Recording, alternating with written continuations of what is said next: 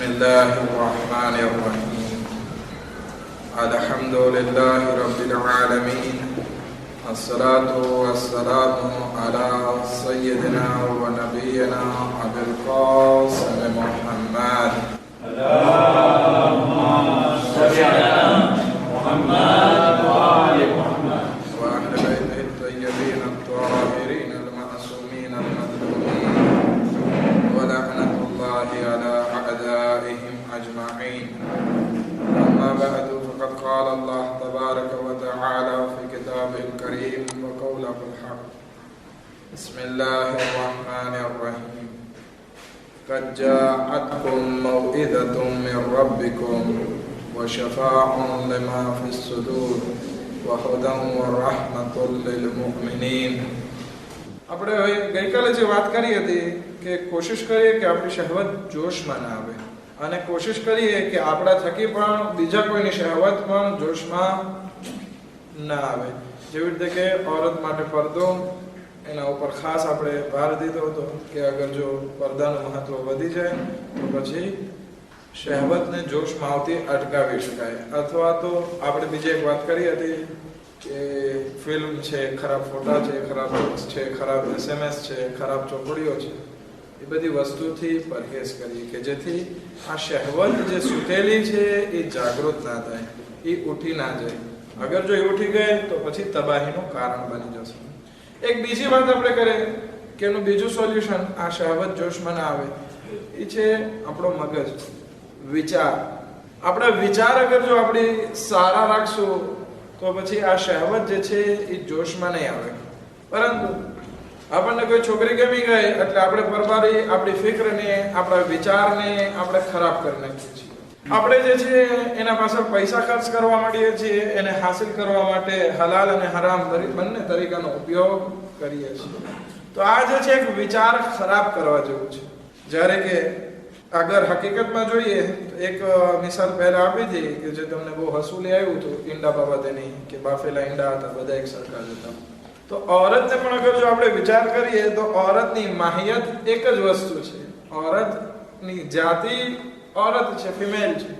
પરંતુ હવે એના રંગ અલગ હોય, વજન અલગ હોય, એ બધી વસ્તુના કારણે આપણે એની પાછળ ખેંચાતા હોઈએ છીએ. અને ખાસ કરીને આજના જમાનામાં આપણે જે ખેંચાઈએ છીએ એ ખુદે औरतની પાછળ નથી ખેંચાતા, બલકે યા તો એના દોલત પાછળ ખેંચાઈએ છીએ, યા તો પછી એના મેકઅપ પાછળ, એના કપડા પાછળ, એના શક્લો સુરત તો લગભગ એટલી બધી ઇમ્પોર્ટન્ટ નથી હોતી, કારણ કે શક્લો સુરત લગભગ એક હોય, પરંતુ જે મેકઅપ કરે છે જેનાથી ડોસીબાઈ જવાન દેખાવા લાગે છે, એની પાછળ આપણા જવાનો ભાગે છે અને પોતાની જિંદગીને ખરાબ કરી નાખે છે. સમાજમાં બેશરમ બને છે, સમાજમાં એની ઇજ્જત ચાલી જાય છે, હિકમત ચાલી જાય છે.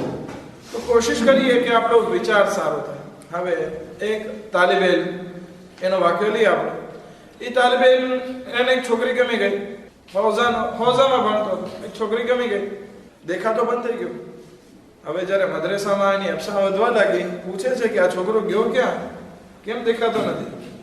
તો એનો જે રૂમ પાર્ટનર હતો, એના શામરામાં જે સાથે રહેતો હતો, એ કહે છે કે મસ્જિદમાં 3-4 દિવસથી નમાઝ અને ઇબાદતમાં મશગુલ છે. કેમ? તો એનો રૂમ પાર્ટનર વાત કરે છે, એને એક છોકરી રસ્તામાં દેખાણી, ગમી ગઈ. હવે આપણને પણ ઘણી વખત દેખાય, ગમી જાય. હવે એ છોકરો જે છે એને ત્યાં માંગુ નાખવા માટે એના બાપ પાસે જવા કોશિશ કરે છે, પરંતુ એના બાપને જોવે છે તો બહુ પૈસા વાળો છે અને આ તો એકદમ સામાન્ય માણસ, ગરીબ ઇન્સાન. જોવે છે કે રાબત નથી, આમને માંગો નાખીશ કઈ ફાયદો નહીં થાય. એટલે પોતે મસ્જિદમાં ગયો છે, અલ્લાહની બારગાહમાં દુઆમાં મસરૂફ છે. મસ્કૂલ મદ્રેસાના જે રિસ્પોન્સિબલ હતા એ જાય છે મસ્જિદમાં. કેમ ભાઈ, શું છે અહીંયા, કેમ છે? તો કે મારો પ્રોબ્લેમ આ છે, મને છોકરી ગમી ગઈ છે, પરંતુ એ લોકો હદ પૈસા વાળા છે, ક્યાં એ લોકોનું ખાનદાન ને ક્યાં હું ગરીબ, ના થાય અસલન. માટે હું અલ્લાહની બારગાહમાં આવ્યો છું કે દુઆને તવસ્સુલ કરું. શું દુઆ કરે? 2 દુઆ કરું છું. યા તો ખુદાયા તું મને એ છોકરી આપી દે, યા તો ખુદાયા મારા દિલમાં જે મોહબ્બત ઘૂસી ગઈ છે, એની મારા દિલમાં મોહબ્બત વસી ગઈ છે, એ મોહબ્બતને નફરત થકી ફેરવી નાખી. આ 2 માંથી એક કામ કરી આપો. અગર મસલિહત હોય તો મને અદા કર, અગર મસલિહત નથી તો મારા મગજ, મારા દિલો દિમાગમાંથી એને કાઢી નાખ. આ છે વસ્તુ. હવે આપણે ત્યાં શું થાય છે, છોકરી ગમી ગઈ, ઓલા બાપને ત્યાં માંગો નાખે છે, બાપ ના પાડે, એટલે પછી આ ભાઈ ખાવા પીવાનું બંધ કરી દે, ઘરમાં દમ પછાડા કરે, મા બાપને દબાવે કે અગર જો મને નહીં મળે તો હું મરી જઈશ, સુસાઇડ કરીશ. આપણે ઘણી પ્રોબ્લેમ આપણા સમાજમાં ઊભી કરતા હોઈએ છીએ. ઘણા ઇન્સાન સિગરેટો ફૂંકવા માંડે ત્યારે, અથવા તો શરાબની બોટલ હાથમાં લઈને ઘરે આવે, અગર મને છોકરી નહીં મળે તો હું આમાં જ પડ્યો રહીશ, આમ છે તેમ છે. મા બાપ પરેશાન થઈ જાય. અરે ભાઈ, ખુદા ઉપર મૂકી દે, તારો વિચાર સારો કર, આ તાલીબે ઇલ્મ જેવો બન, અલ્લાહ પાસે આ રીતે દુઆ કર, ખુદાયા મસલિહત હોય તો મને અતા કર, અગર મસલિહત નથી તો મારા દિલમાંથી એ વસ્તુ કાઢી નાખ, નફરતમાં ફેરવી નાખ. અગર જો આપણે આ વસ્તુ કરી શકીએ, આપણી જિંદગી કામયાબ જિંદગી કહેવાશે. ખેર, એ છોકરાની વાત પૂરી કરીએ. મસૂલ કહે છે કે વ્યાધિ ના કર, ચાલ માણસ. મદ્રેસાના રિસ્પોન્સિબલ પૈસાવાળો માણસ હતો, જાય છે ને બાપ પાસે કે ભાઈ તાર છોકરીનું માંગો લઈને આવ્યો છું, જે પણ ખર્ચો થાય મેં દેવા માટે તૈયાર છે. છોકરો એમ સમજી લે કે મારો છે, બધો ખર્ચો આપે છે, બાપ પણ રાજી થાય છે, બંનેની શાદી થાય છે. બંને છોકરાઓ જે છે આ ધણી બહેડી નજફ ભણવા માટે ત્યાર પછી જાય છે. કહેવાનો મકસદ કે આપણે અગર એક વસ્તુને જીદ કરીને હાથમાં લીધી અને અગર જો આપણી મસ્લહતમાં ના હોય તો એ વસ્તુ મુશ્કેલાતનો સબબ બને છે. આપણે ઘણા એવા લવ મેરેજના કિસ્સા જોયા છે કે શાદી જે કરી પ્યાર મોહબ્બતથી કરી, પરંતુ ઘરવાસ ચાલતું નથી. એનું કારણ શું? પૂછવામાં આવે છે કે ભાઈ આમ કેમ? શાદી પહેલા તો એકબીજા બહુ પ્રેમ કરતા હતા, બહુ મોહબ્બત હતી તમારામાં, આ શું થયું? એકાએક આટલા મોટા મોટા ઝઘડા. અલગ અલગ પૂછવામાં આવે. છોકરી એમ કહે છે કે શાદી પહેલા એ મારા સાથે એવી રીતે રહેતો, હું જે કહું મારો બોલ જે છે જમીન ઉપર ના પડતો, એને લઈ લેતો. હું એને કહું રેસ્ટોરાંમાં જાઉં, રેસ્ટોરાંમાં જતા. હું એને કહું કે મને આ પંજાબી લેવા, શાદી પહેલા લઈ દેતો. મારી દરેક ખ્વાહિશને પૂરી કરતો. અને દિવસમાં 10 વખત મને ફોન કરે, એટલા SMS થતા, બધી વાત બરાબર. હવે શું થયું? તો કે હવે તો બહાર જરાક ટૂર ખાવા માટે કહું છું તો કે બેસને ઘરમાં, એમ જવાબ આપે છે. પંજાબી લેવાનું કહું છું તો કહે છે કે તારા બાપાના ઘરેથી લે. એવા જવાબ આપે છે. નથી બનતું અમારે. છોકરાને પૂછે કેમ ભાઈ? પહેલા તો બહુ સારી રીતે રાખતો, હવે શું? તો કે પહેલા મારી સામે જ્યારે આવતી શોભિત થઈને આવતી, અત્યારે દાસી કરતા બદતર રીતે મારી સામે આવે છે.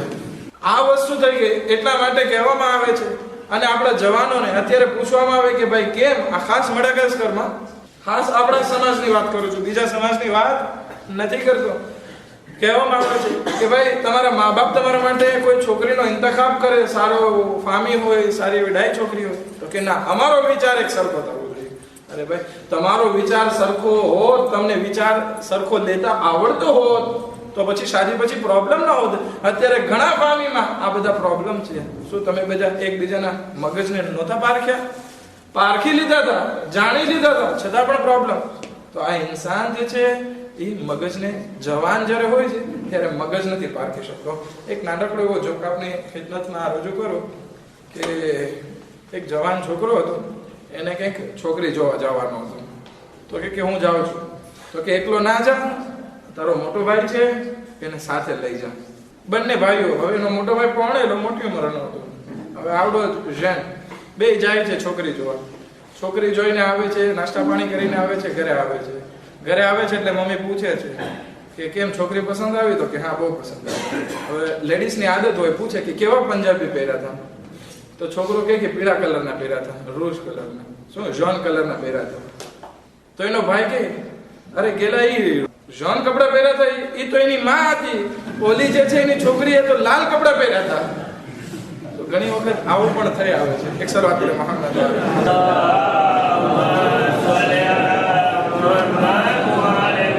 કહેવાનો મકસદ કે તમે ફક્ત છોકરી ના જુઓ, બલકે જુઓ એનું ફામી કેમ છે, ખાનદાન કેમ છે, મોટાનો મશવરો લ્યો. તમે ફક્ત મેકઅપ અને આભૂષણ અને કપડા પાછળ ના દોડી જાઓ. તમારા વિચાર સારા કરો. તમારો વિચાર અગર ઇસ્લામિક હશે, દીકરી સારી મળશે, અને જેની ઘરવાળી સારી હશે એનું જિંદગી કામયાબ હશે. નહીંતર આપણે ગુજરાતીમાં જે કહેવત છે ને, આપણે લગભગ એક મજલિસમાં પણ વાત કરી હતી કે જેની બાયડી બગડી એનું જિંદગી અથવા ભવ બગડ્યો જેને કહેવાય.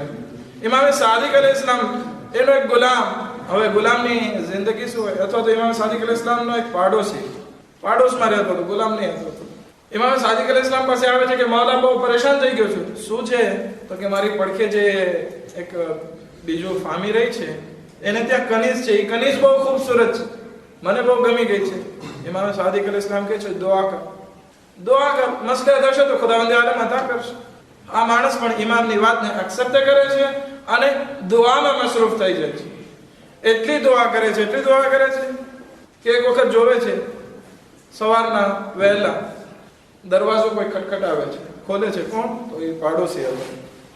કહે છે કે હું સફરમાં જાઉં છું અને હું આ સફરમાં મારી કનીઝને તો નથી લઈ જઈ શકતો, માટે આ કનીઝ જે છે જેને મેં દીકરીની જેમ રાખી છે તને કદો કરું છું, ગિફ્ટ કરું છું. આ માણસ શુક્રના સજદામાં પડી જાય કે જો દુઆમાં તાકાત એટલી છે કે જે મને જોઈતો હતો. ઇમામે સાદિક અલૈહિસ્સલામે કીધું દુઆ કર, મેં દુઆ કરી, મને એક કનીઝ મળી ગઈ. તો ઘણી વખત જે છે દુઆ કરવાથી આપણને જોઈતી વસ્તુ મળી જતી હોય છે, પરંતુ ઘણી વસ્તુ જે છે આપણા મસલહતમાં ના હોય, ખુદાવંદી આલમ આપણને આપે નહીં અને આપણે બહુ જીદ કરીએ અને ખુદાની બારગાહમાં જેમ તેમ બોલી અને એ વસ્તુ લઈ લઈએ, ફાયદો નથી કરતો. એક વાક્ય યાદ આવે છે, જો કે શાદીથી રિલેટેડ નથી, બચ્ચાથી રિલેટેડ છે. એક ભાઈને ત્યાં ઔલાદ નહોતી થતી, બંને માણસ પરેશાન કે કરે તો શું કરે. આટલી દુઆ કરે, આટલી મન્નત કરે, આટલી હાજતો તલબ કરે અલ્લાહ પાસે, અને છેવટે કંટાળી અને દુઆ કબૂલ જ્યારે નથી થતી, દુઆ કરવા લાગે કે ખુદાયા તને અમારી કાંઈ પડી જ નથી, અમે ખુદાયા બહેતર તારી પાસે ઇબાદત કરવાનું છોડી દઈએ અગર જો તારે ઔલાદ ના દેવી. આ દર્દ જે છે આપણે નથી જાણતા, જેને ઔલાદ ના હોય એ લોકો જાણે છે, જેને ઔલાદ ના થતી હોય કે કેટલો સદમો. પરંતુ ખુદાવંદ આલમ એ લોકોને સબ્ર જમીલ ઇનાયત ફરમાવે. આવી દુઆ કરવા લાગ્યા ત્યારે ખુદાવંદ આલમ એને દીકરો અતા કરે છે, પરંતુ મસલહતમાં નહીં હતું એના માટે, શાયદ દીકરો અતા કરે છે. આ જ દીકરો મોટો થાય, બીમાર પડે છે, જેવો જરાક તાવ આવે બંને મા બાપ એટલા પરેશાન થઈ જાય, રાતોની જે છે નીંદર એની હરામ થઈ જતી. એક વખત એવું થયું કે છોકરો આક્સિદામાં ગુજરી ગયો. હવે મા બાપ બંને પરેશાન, આટલું રોવે છે, આટલું ધોવે છે, ધંધામાં ધ્યાન નથી આપી શકતા. એટલે સુધી કે બાપને ક્રિસ કાર્ડિયક થયો અને બાપ જે છે એ છોકરાના ગમમાં પાછળ જતો રહ્યો. એ છોકરાની માં કહે છે કે આ દીકરો જે છે અમારા માટે મસલહતમાં નહીં હતી, કારણ કે અમે એની મોહબ્બતને સહન નહોતા કરી શકતા.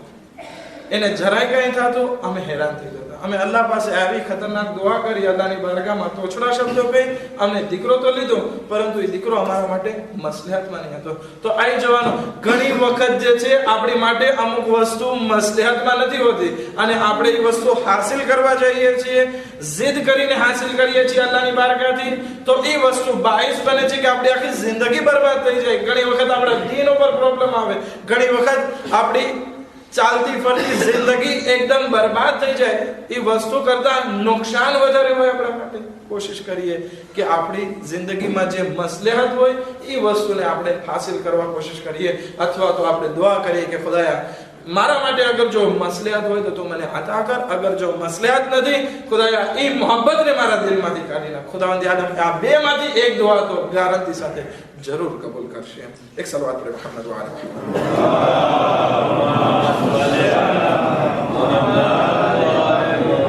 ત્રીજી અને છેલ્લી વસ્તુ કે જે આ શહેવતને ઘટાડી શકે છે, બે વસ્તુ પહેલા બયાન કરી. એક કે કોશિશ કરીએ કે શહેવત જોશમાં ના આવે. બીજી વસ્તુ વિચારને સારા રાખીએ, વિચારને ખરાબ ના કરીએ. ત્રીજી વસ્તુ આપણે કહેવા જઈ રહ્યા છીએ માનવીયતમાં વધારો કરે. માનવીયત એટલે શું? આપણો જે કોન્ટેક્ટ અલ્લાહ સાથે છે એ નબળો ના પડવા દઈએ. અગર જો એ નબળો પડી ગયો શૈતાન હાવી થઈ જશે. ગઈકાલે આપણે એક આયત લીધી હતી, અગર યાદ હોય તો, કે એક નસ્લ આવી જેણે શું કર્યું? અઝાગુ સલાત વત્તબઉ શહવાત. નમાઝને હલકી ગણી, નમાઝને તરછોડી, નમાઝ તરફ પૂરતું ધ્યાન ના આપ્યું અને શું કર્યું? શહવત પરસ્ત બની ગયા અને પછી ગુમરાહ થઈ ગઈ. આપણે પણ કોશિશ કરીએ કે અલ્લાહ સાથેનો જો કોન્ટેક્ટ છે, દિવસમાં 5 વખત લાકલ છે આપણી પાસે કે જે વાજિબ કરવામાં આવે છે, એ કોન્ટેક્ટને આપણે નબળો ના પડવા દઈએ. અગર જો એ નબળો પડી ગયો તો પછી શહેવાત શહેવત જે છે એ વધવા માંડશે. ખુદાવંદ આલમ કુરાન મજીદમાં એક આયતમાં ઇરશાદ ફરમાવે છે, અસ-સલાતુ તન્હા અનિલ ફહશાઈ વલ મુનકર.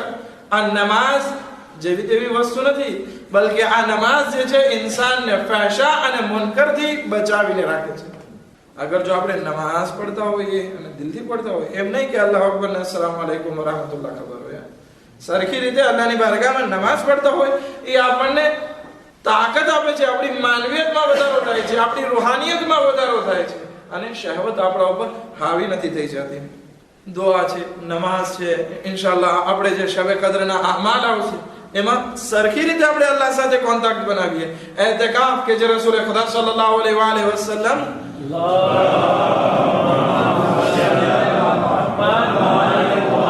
માહ રમઝાનના આખરી 10 દિવસોમાં આ પ્રોગ્રામ કરતા મસ્જિદમાં અસલન પથારી સંકેલી લેતા અને મસ્જિદમાં જઈને ઇબાદત કરતા. આ એતકાફ કરતા હોઈએ આપણે તો આ જે છે શહેવત આપણા ઉપર ગાલિબ નહીં આવે. રોઝા રાખીએ, ઘણા જવાનો કે રોઝા મારાથી નથી રખાતા, રેજીમ કરી નાખો, બાકી રોઝા ના રખાય. અરે ભાઈ, તને અહીંયા રેજીમનો પણ ફાયદો મળે છે, અલ્લાહની બારગાહમાં કુરબતનો પણ ફાયદો મળે છે, અને શહેવાત પણ તારી ઓછી થાય છે. વસ્તાઈનુ બિસ્સબ્ર વસ્સલાત, કે તમે નમાઝ અને રોઝા થકી અલ્લાહની બારગાહમાં મદદ ચાહો. અગર જો નમાઝ અને રોઝાના પાબંદ નથી, આ શહેવત તમારા ઉપર હાવી થઈ જશે. આપણે એક વાક્ય લઈએ, વાક્ય તમે બધાએ સાંભળેલો છે, પરંતુ એક ફક્ત નુક્તો પેશ કરો. હઝરત યુસુફ અલૈહિસ્સલામ ગુલામની જિંદગી વિતાવે છે ઝુલેખાના પાસે. ઝુલેખા ઝિનાની દાવત આપે છે. કોને? હઝરત યુસુફ અલૈહિસ્સલામ. હઝરત યુસુફ અલૈહિસ્સલામ મનાઈ કરે છે. ખેર, કેદમાં ગયા, બધું થયું. એક જમાનો વીતી ગયો, હઝરત યુસુફ બાદશાહ બની ગયા.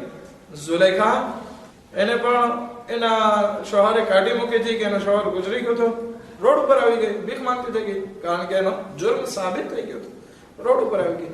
હઝરત યુસુફ પસાર થાય છે એક તરફ, એક વખત જોવે છે એક ઓરત પડી છે. ગરીબી અને ફક્ર એટલો એના ઉપર હાવી થઈ ગયો હતો કે ડોસી થઈ ગઈ, વાળ સફેદ થઈ ગયા, કમર ઝૂકી ગઈ, કડચલી પડી ગઈ. પૂછે છે, આઈ ઝુલેખા, હવે કેમ છે? હજી ઈ જ મોહબ્બત? યુસુફ, હવે તું બાદશાહ બની ગયો અને હું ભિખારણ બની ગઈ, હવે તારો ને મારો મુકાબલો ના થાય. એ વખતે હું જવાન હતી ત્યારે તું મારા હાથમાં ના આવ્યો, તો હવે ખોટી તમન્ના કરીને મને ફાયદો નથી. તો કે શું વસ્તુ? ખેર, ખુદાવંદ આલમે એ વખતે એને જવાની અદા કરે છે, અને હઝરત યુસુફને હુકમ આપે છે કે ભાઈ જાઓ એની સાથે નિકાહ કરો. પરંતુ એ જ ઝુલેખા છે કે જે અલ્લાહની બારગાહથી આ નેમત મળી, પછી ઇબાદતમાં એટલી મસરૂફ થઈ જાય કે હઝરત યુસુફ એને બોલાવે છે કે ચાલ, તો કહે છે કે હમણાં થોડી ઇબાદત કરવા દે, પછી વાત. આ છે આ ઇબાદત. એક ઝુલેખા ઈ હતી કે જે ઝિના કરવા માટે તૈયાર, એક ઝુલેખા ઈ છે કે હલાલ તરીકાથી મળે છે, તો કહે છે કે ઇબાદતમાં મને વધારે મજા આવે છે. વિચાર કરીએ, આ ઇબાદત જે છે અલ્લાહ સાથેનો કોન્ટેક્ટ, એવો કોન્ટેક્ટ છે કે જે આપણને ઘણી મુશ્કેલાત અને બીમારીઓથી બચાવીને રાખે છે.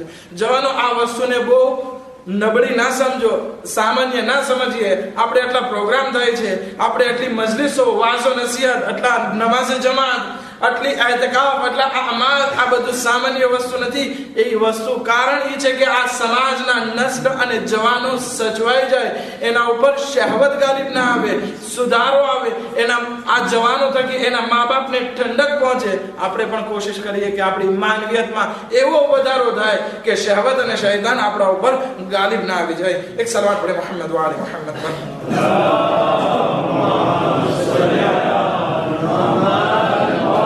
છેલ્લો નુકતો બયાન કરી આપણે આપણા બીજા દર્સ તરફ આગળ વધીએ. જો કે બીજા દર્સમાં જસ્ટ હું એક મુકદ્દમો પેશ કરીશ, પછી આપણે આવતીકાલે એના ઉપર મુફસ્સલ વાત કરશું. આપણું સેક્સ જે છે આપણી શરમગાહમાં નથી હોતું દોસ્તો. અત્યારે મેં જે પણ વાત કરી, વિચાર સારા કરો, માનવીયતમાં વધારો કરો, કોશિશ કરો કે જોશમાં ના આવે આ શહેવત. એ બધી વસ્તુ રિલેટેડ હતી મગજથી, કોઈ પણ વસ્તુ રિલેટેડ નહીં હતી શરમગાહથી, કોઈ પણ વસ્તુ નહીં. એટલે સાબિત એ થાય છે, અને રિસર્ચ કરવાવાળા લખે પણ છે કે આપણું સેક્સ જે છે આપણી શરમગાહમાં નથી હોતું, બલકે આપણા મગજમાં હોય. આપણા મગજને આપણે બીમાર નથી કરી નાખ્યો તો આપણને બધી વસ્તુ સરખી દેખાશે, બધી વસ્તુ સાફ દેખાશે. પરંતુ જે માણસે પોતાના દિમાગને ખરાબ કરી નાખ્યો છે, તો પછી એની શહેવત વધી જશે, અને પોતાને શું કરવું, હિકમત જે છે અસલ વસ્તુ કઈ જગ્યા ઉપર રાખવી એને ખબર નહીં પડે. એક સારી દીનદાર છોકરીને દેખાડવામાં આવે એને પસંદ નહીં આવે. એક ઓલી મોદ વાળી ફેશન વાળી વાળ કપાવેલા પડદોની પાબંદ નથી, શરાબની મજા આવે છે ને મ્યુઝિક ગમે છે એને પસંદ આવશે. અને જ્યારે આ શહેવત ખરાબ થશે તો ફક્ત શહેવતથી ફક્ત પોતાનું નુકસાન નથી થતું, એક આખો સમાજ ખરાબ થાય છે. કેવી રીતે આપણે સમાજ ખરાબ થાય? આ ઇન્સાન શહેવત પરસ્ત ધર્મને મૂકી દે છે કિનારે અને પછી પોતાની શહેવત પરસ્તી માણે છે. નસ્લ વજૂદમાં આવે છે. એ નસ્લ કેવી હશે? દીનદાર હશે? કહે છે કે આ નિકાહ તમે જે કરો એ પહેલા તમે વિચારો કે તમારી નસ્લ આનાથી કેવી થશે. મૌલાએ કાયનાત હઝરત અલી અલૈહિસ્સલામ મસ્જિદ કૂફામાં બેસી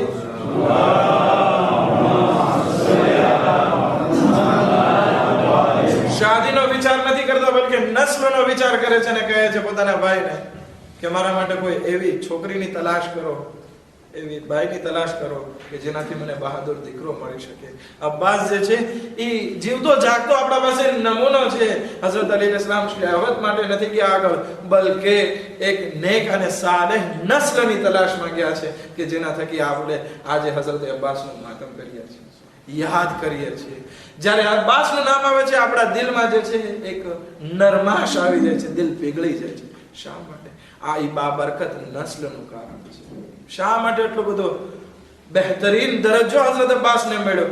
કારણ એ હતું કે મૌલાએ કાયનાતે ધ્યાન રાખેલું છે એની પરવરિશમાં, એની પેદાઈશમાં, એની વિલાદતમાં, દુઆમાં હઝરત અબ્બાસનું ધ્યાન રાખેલું છે.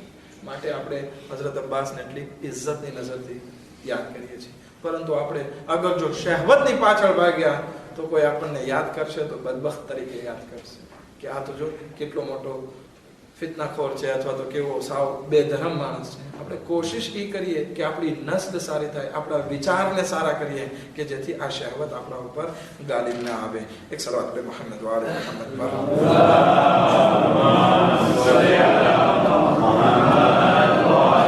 આ કુરાન કે જે શફાઉન લિમા ફિ સુદૂર છે કે દિલની બીમારીઓથી આપણને નજાત આપે છે. ખેર આપણે એકથી બે બીમારીને લઈ ચૂક્યા. વ્યાધિ, હવે ચાહે રોઝી બાબતે હોય, ચાહે આપણે એકબીજાને કમ્પેર કરતા હોય એ બાબતે હોય, અથવા તો શહેવત હોય, આ એક બે બીમારીની વાત આપણે કરી.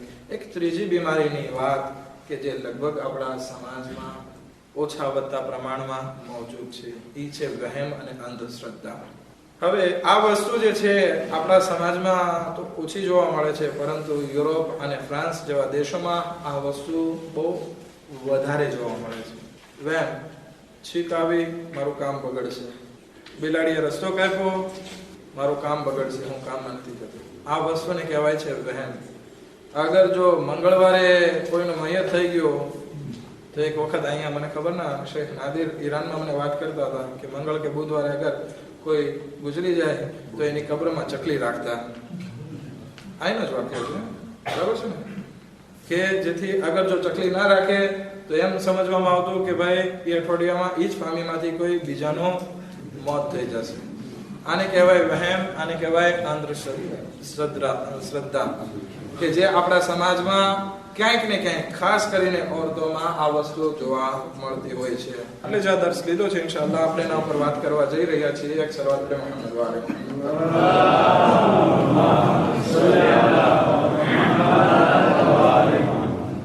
મગરીબી દેશ, યુરોપિયન દેશનો એક લેખક છે કે જેનું નામ વોલ્ટેર છે. એ એક કિતાબ લખી છે, બરાબર છે? ઘણાને ખબર હશે કે ભાઈ આ વહેમ અને અંધશ્રદ્ધા ક્યાંથી આવે છે, એનું મૂળ શું છે. તો એની ડેફિનેશન વાત કરી છે. ફક્ત આપણે ડેફિનેશન ઉપર જ ચર્ચા કરી શકશું, પછી આપણે આવતીકાલે આ વાતને આગળ વધારશું. તો કે વહેમનો મતલબ એ છે કે બે વસ્તુ વચ્ચે એવો રબ્ત આપવો, એવો સંબંધ અથવા તો એવો રિલેશન આપવો કે જે ના લોજિકલી, ના કાંઈ ઇલ્મી રીતે કે ના શરઈ રીતે વલાબદો હોય.